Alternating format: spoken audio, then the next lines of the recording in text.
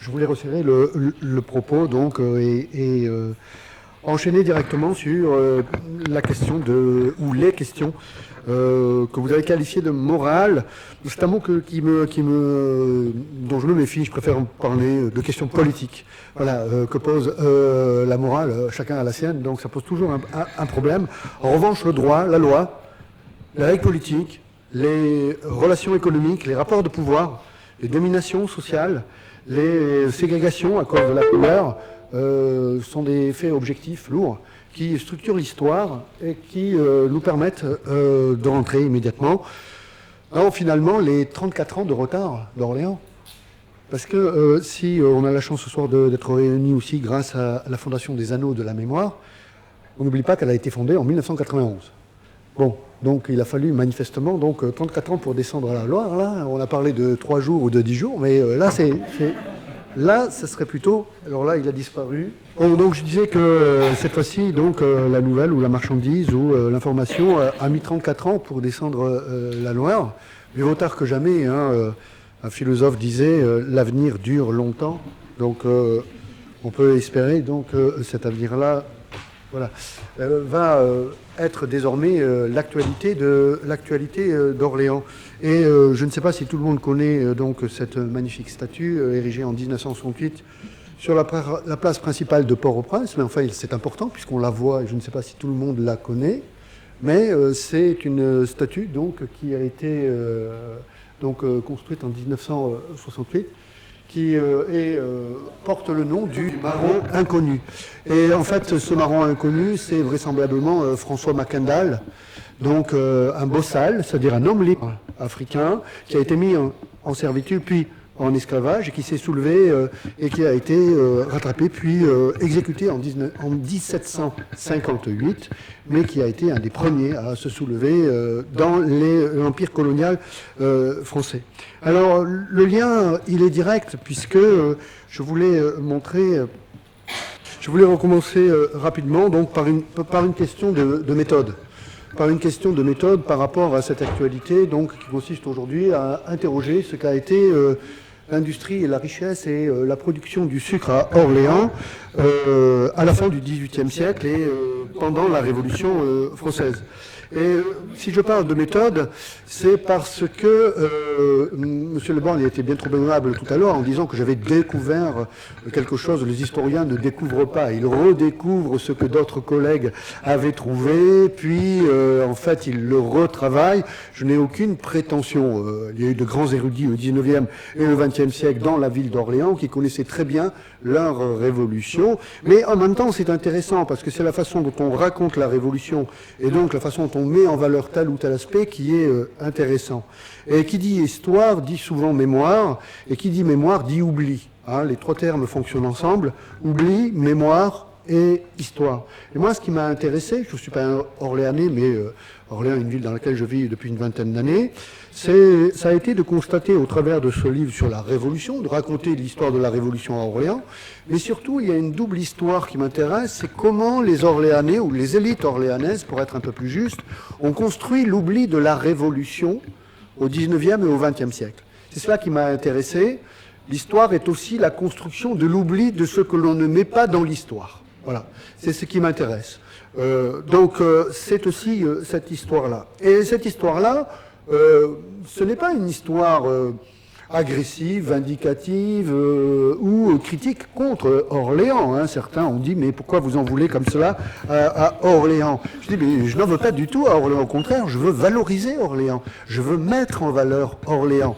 L'histoire d'Orléans ne se limite pas à une femme, fut-elle héroïque, au XVe siècle. Si l'on fait l'addition des dizaines de milliers d'Orléanais, et donc des centaines de milliers d'Orléanais, et donc du petit million d'Orléanais qui sont nés entre le XVe et le XXe siècle, ils ont droit à leur histoire. Ils ont droit à leur histoire, et c'est ce qui m'a intéressé. C'est ce qui m'a intéressé, donc c'est que il n'y avait aucune volonté de provocation de ma part, mais au contraire, essayer d'intégrer l'histoire d'Orléans, parfois mal connue, parfois mal aimée, parfois oubliée, comme je l'ai dit, à des problématiques que se posent les historiens actuellement. Ces problématiques qui sont des chantiers ouverts, qui sont donc l'histoire des femmes, l'histoire des colonies, l'histoire des populations dans ces colonies, l'histoire des émotions, l'histoire des invisibles, l'histoire des pauvres également, donc l'histoire des minorités religieuses, protestants, juifs, au XVIIIe siècle et pendant la Révolution, et donc créer ce qui est possible de penser en connexion. L'histoire est, à mon avis, une mise en relation intelligente, enfin du moins on essaie de faire en sorte qu'elle ait du sens. Elle n'est pas intelligente parce qu'on est intelligent, mais elle est intelligente parce qu'elle donne du sens au réel.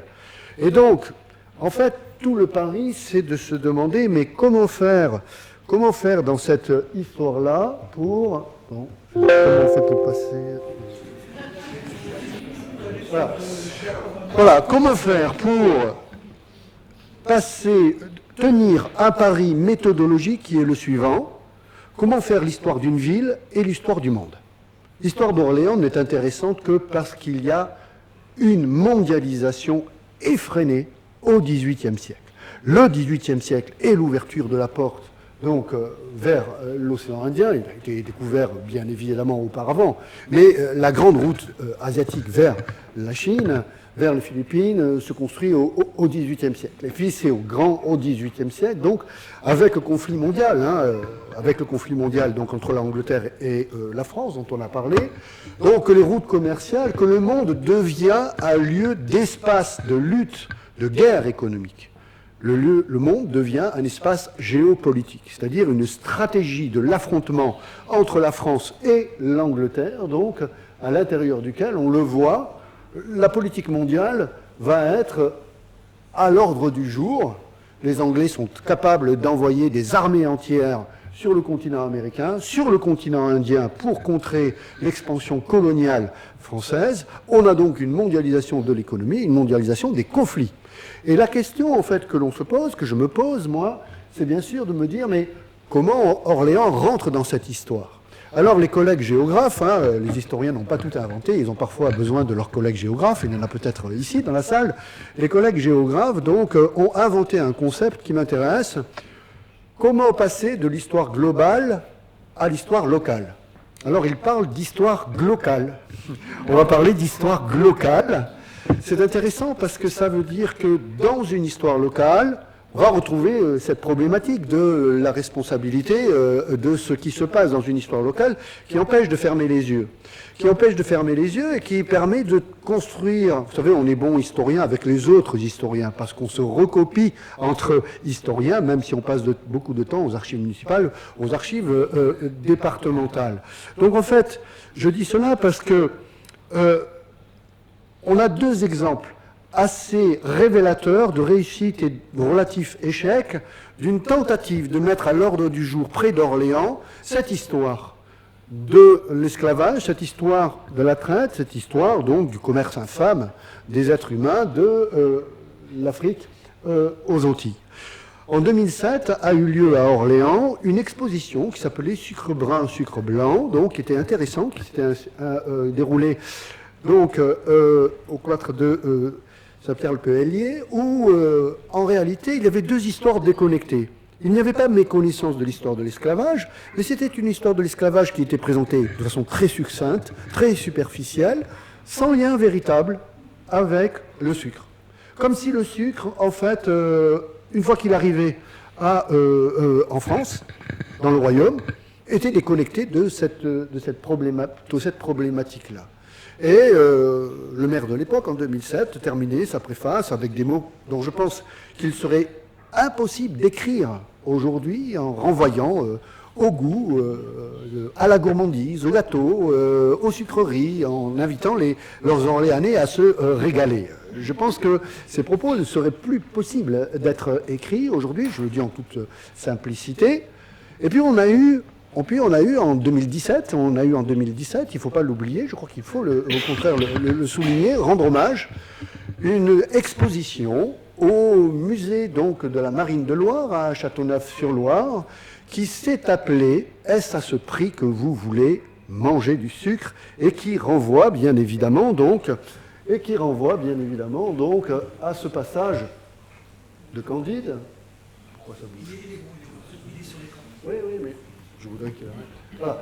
Qui renvoie à ce fameux passage de Candide,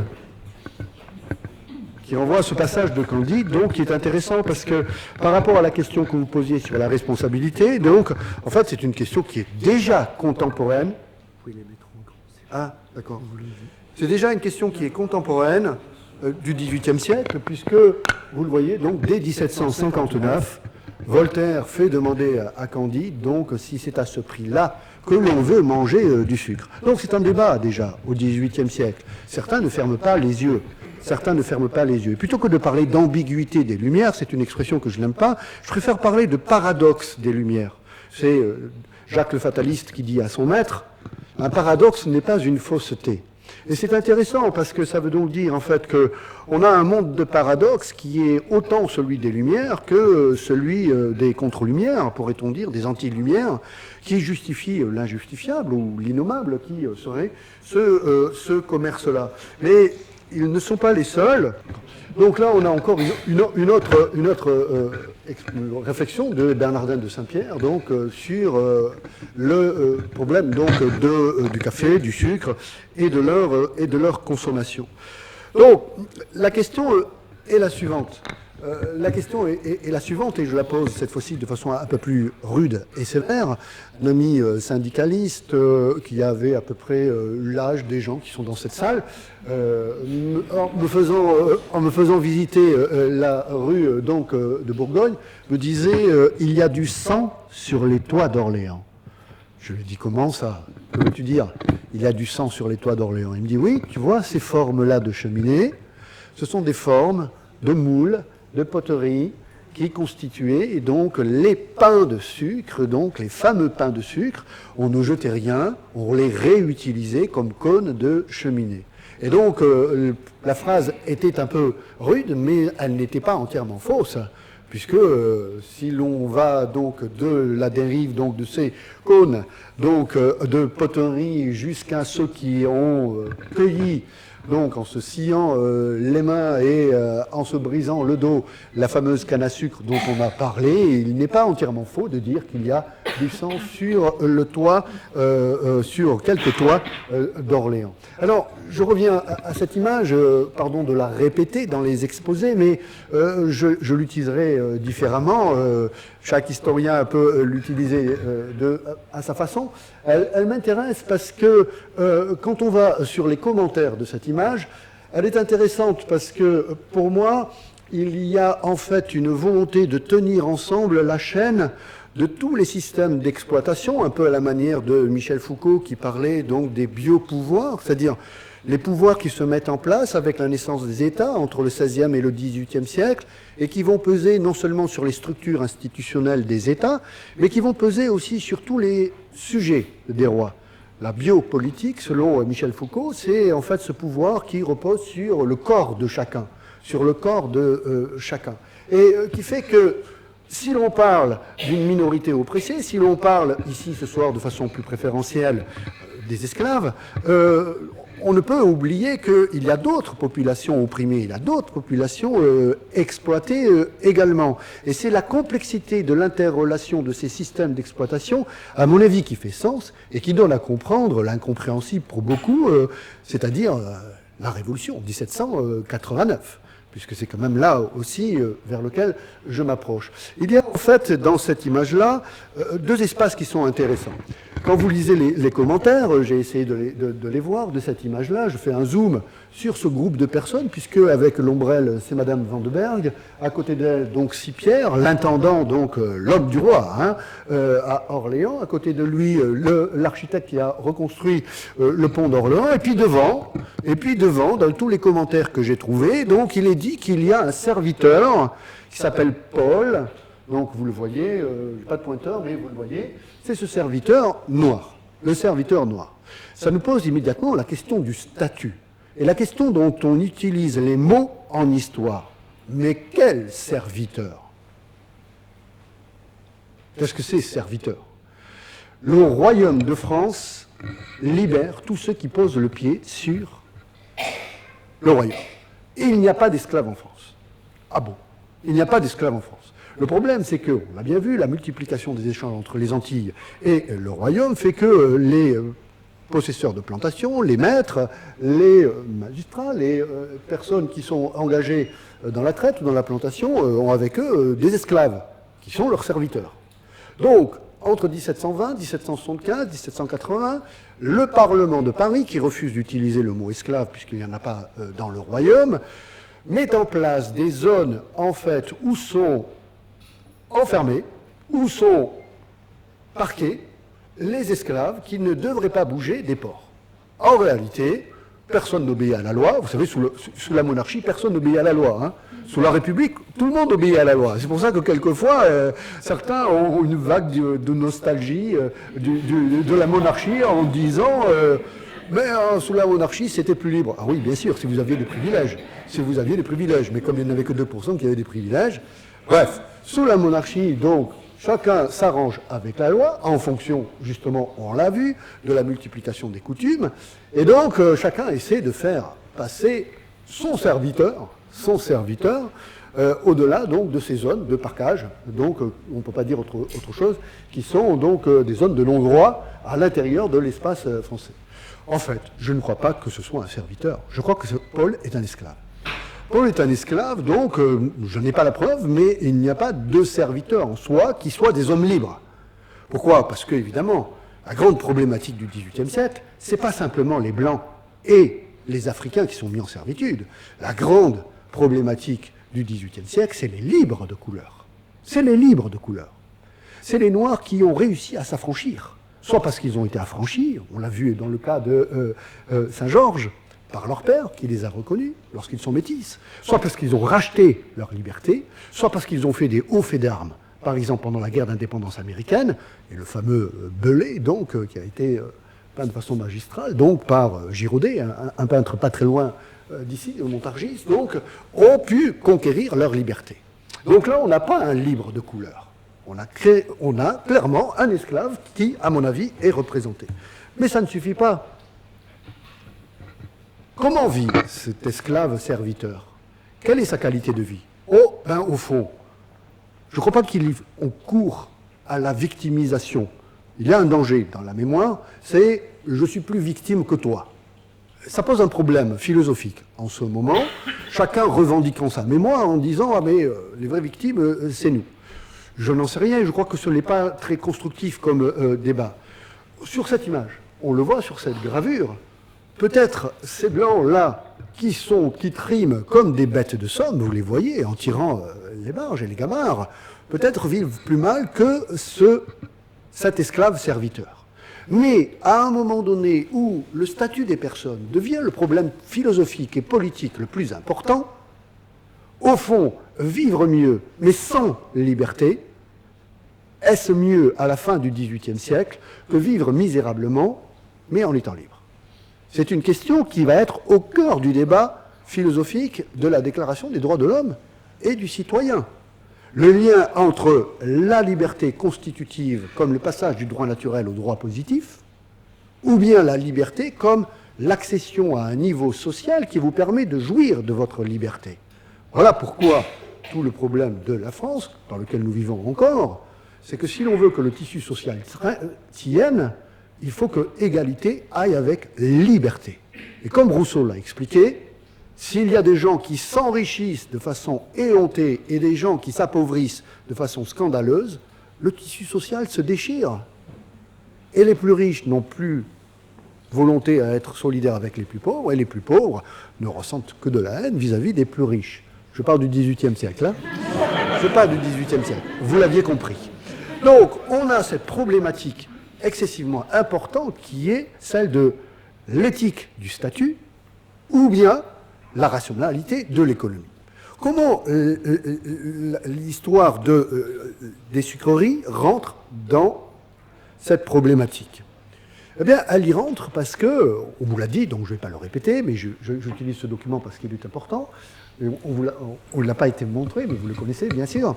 La question de la sucrerie à Orléans est une question qui pose la nature du capitalisme à Orléans. Bon, pardon d'utiliser ce gros mot, hein, mais il existe. La nature et le fonctionnement du capitalisme à Orléans. Pourquoi? Bon, tout simplement parce que La question du libéralisme tel qu'il se construit au XVIIIe siècle, c'est de façon tout à fait moderne, comme Adam Smith l'a montré, la question du profit. Et la question du profit au XVIIIe siècle, elle repose une question tout à fait logique en termes de libéralisme assumé. Comment faire le plus de profit possible en payant le moins son travailleur, son employé. Jusque-là, c'est logique, hein, c'est une logique de patron, une logique qui peut être comprise. Alors on peut dire que tous les entrepreneurs ne sont pas comme ça. C'est vrai, c'est pas obligatoire. Mais alors dans ce cas, on ne fait pas du sucre. Et non, parce que on est forgeron, on a de la métallurgie, on fait du textile, on a une tannerie, on a toutes ces activités, on a une menuiserie, on a toutes ces activités où la différence entre le produit fini et le coût d'investissement pour produire le produit est lourd. Et donc, les patrons ont une marge de profit qui est beaucoup moins importante. À Orléans, il va y avoir une volonté à Paris économico-stratégique qui va consister à forcer l'industrie du sucre. Et vous voyez sur cette carte magnifique qui a été réalisée, je remercie Sébastien Gessé publiquement, donc directeur du service archéologique de la ville d'Orléans, donc le service archéologique de la ville d'Orléans qui a fait ces dernières années un travail remarquable de fouilles et de valorisation et d'explication, de cartographie de toutes les sucreries d'Orléans en les mettant en date. Et vous voyez donc combien l'implantation de sucreries, alors qu'elle devrait être limitée, à partir de 1714, 1750, 1775, 1790, vous voyez, ce sont les différentes couleurs, va devenir de plus en plus importante, conquérant de nouveaux quartiers, quartier de la Madeleine, quartier Bagné, donc là où les sucreries historiques seraient plutôt du côté du quai de la Recouvrance. Pourquoi? Parce que le différentiel de profit entre le nombre d'ouvriers que vous employez et le nombre de millions de livres que vous dégagez est exponentiel. Le sucre ne fait pas vivre les Orléanais. Le sucre fait vivre une vingtaine de familles d'ultra riches à Orléans. Pour vous donner un exemple, Orléans, on l'a dit, fournit la moitié du sucre de Paris et les 80% du sucre le plus raffiné de Paris. On pourrait se dire, il y a un retour sur investissement de la ville et une prospérité de la ville. Alors on pourrait me dire, c'est immoral parce que d'un côté, on exploite les esclaves, mais d'un autre côté, il faut bien trouver du travail pour les petits blancs à Orléans. Mais ce n'est pas du tout le cas. Ce n'est pas du tout le cas. Il y a à peine, pour faire marcher toutes ces sucreries, c'est-à-dire 23, 24, hein, selon les chiffres, puis 27 en 96, bref, on va retenir un peu plus de 20 sucreries à Orléans en 1789, qui sont de grande taille, j'y reviendrai tout à l'heure. Il y a moins de 1000 ouvriers. Moins de 1000 ouvriers. À peu près 750 ou 800 ouvriers sur une ville qui compte plus de 9000 ouvriers, sur une ville qui compte plus de 33% de personnes qui vivent sous le seuil de pauvreté à la fin du XVIIIe siècle. Orléans est une ville dans laquelle il y a des ultra-riches et qui est bourrée de pauvres. Voilà le paradoxe d'Orléans qui peut-être ne fait pas plaisir à tout le monde, mais c'est de l'histoire. Je ne juge pas, je ne porte aucun jugement moral là-dessus. C'est un constat socio-économique qui est imparable. Donc c'est une ville, d'ailleurs, où les institutions charitables de l'Église sont très très importantes. Sans l'Église, Orléans serait en révolte permanente. L'Église à Orléans sert à nourrir les pauvres. Parce quand on dit qu'il y a en fait à peu près 7000 personnes pauvres, ça veut dire que ce sont des foyers. Donc on multiplie par 3 ou 4. Donc dans cette ville qui a à peu près 45 000 habitants, il y a à peu près 20 000 personnes qui tous les jours ont besoin d'être secourues. Et ce n'est pas l'industrie du sucre qui va les secourir. Quand on regarde Les étrennes d'Orléans, ça paraît tous les ans. Bon, alors c'est un peu rébarbatif à lire, hein, je vous le concède, mais c'est passionnant. Les spectacles d'Orléans, les théâtres d'Orléans, les pièces d'Orléans, les institutions d'Orléans, les bureaux d'Orléans, les institutions royales d'Orléans. Qui fait quoi à Orléans? Eh bien, à la page donc manufacture, donc raffinerie de sucre, vous avez donc les grandes familles. Vous avez ces grandes familles, et là, on a là donc les noms des grandes familles. Et vous voyez, donc, à la fin, toutes ces raffineries ensemble font 6 à 7 millions pesants de sucre raffinés par an. Ça fait à peu près 3 millions de livres. C'est énorme quand on pense que, en fait, le budget, les rentrées fiscales du roi de France, c'est à peu près 300 millions de livres. Bon, 3 millions de livres, on voit à quel point c'est 1%. 1% des recettes fiscales de l'ensemble du royaume sont en fait réalisées sur ces seules familles-là. C'est colossal. C'est tout à fait colossal comme revenu et comme enrichissement. Et c'est d'autant plus colossal que ça va permettre de comprendre, lorsqu'il y aura la révolution qui va éclater, lorsque la révolution va éclater, va permettre de comprendre les nouvelles stratégies capitalistes de ces familles-là. Ces familles-là comprenant que, la révolution vient d'éclater. Comprenant entre 1790 et 1791 que la grande révolution des esclaves de Bois-Caïman, à côté de Port-au-Prince, donc en Haïti, à Saint-Domingue, avant que Saint-Domingue ne s'appelle Haïti en 1804, vient d'éclater et que les Anglais vont construire un blocus maritime qui va contrarier fortement l'arrivée donc des mélasses, eh bien ces personnes-là vont en fait changer de stratégie économique. Elles vont changer de stratégie économique, et dans cette ville, qui est déjà une anomalie, parce que plus de 30% du bâti, 30% des propriétés foncières appartiennent à l'Église, c'est une des villes de France dans lesquelles l'Église est la plus grande propriétaire, eh bien, on comprend que la vente des biens nationaux va en fait placer Orléans, ce que j'ai pu étudier dans les cartons des Archives nationales, au 3e rang des villes françaises, donc pour la revente des biens nationaux. Ces marchands de sucre décident de jouer la rente foncière.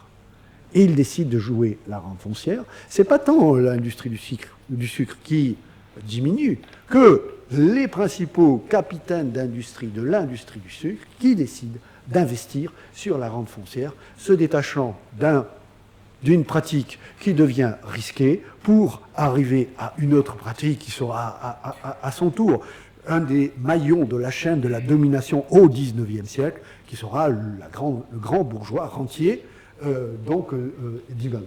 Donc en fait, on a au travers de ce sucre, et c'est intéressant, donc un passage, une histoire mondiale du capitalisme liée aux vicissitudes de la Révolution française avec la vente des biens nationaux, et en fait une construction d'un capitalisme qui ne perd jamais le nord à Orléans, mais qui au contraire manifeste en attendant une capacité d'intelligence d'affaires tout à fait importante. Je voulais vous montrer cette image-là, donc que vous avez vue, non pas pour la répéter, mais pour vous montrer que l'industrie du sucre est à ce point importante qu'on pourrait se dire, ben voilà une illustration. Mais ce n'est pas n'importe quelle illustration. Orléans est identifié au sucre au XVIIIe siècle, puisque ce sont les raffineries de sucre de Vandenberg qui servent aux planches de l'encyclopédie de Diderot et d'Alembert. C'est donc dire si cette industrie est importante. Alors, pour montrer à quel point c'est aussi présent dans le Orléans d'aujourd'hui, je crois que c'est intéressant. On parle des anneaux de la mémoire, et donc cela veut donc dire qu'il y a aussi des vestiges architecturaux à Orléans qui le montrent. Il y a quelques, bien sûr, hôtels particuliers qui sont le résultat donc de la richesse et de l'investissement dans la pierre, mais on a là donc, avec la raffinerie de Jean Guinebeau, donc bon, actuellement, ça a été réorganisé en restaurant universitaire, et c'est intéressant parce que si vous regardez en fait le nom des rues qui existent encore aujourd'hui, on a un témoignage absolument évident de cette prégnance de ce commerce triangulaire, puisque on a en fait cette rue des Africains avec deux F en haut, et en dessous la rue de la Folie. Et au milieu, donc, encadrant entre la rue de la Folie et la rue des Africains, un programme.